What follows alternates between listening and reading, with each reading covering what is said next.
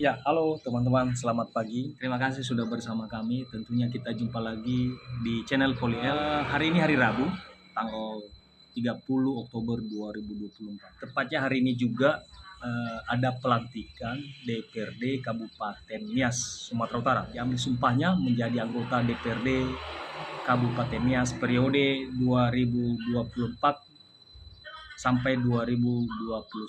Jadi saya mau menyampaikan kepada teman-teman semua dan sekaligus juga saya ucapkan terima kasih kepada teman-teman atau saudara-saudara yang sudah menyampaikan melayangkan undangan bahwasanya hari ini nanti sore akan ada pelantikan, dan kami juga tidak lupa menyampaikan selamat kepada Oji Lombu. Terima kasih Abang sudah mengundang.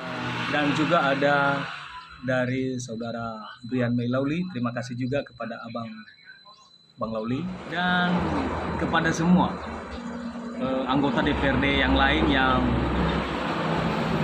akan dilantik pada hari ini. Semoga semuanya menjadi amanah ya. Amanah, dapat juga bekerja sama dengan pemerintah dalam mendukung program-program.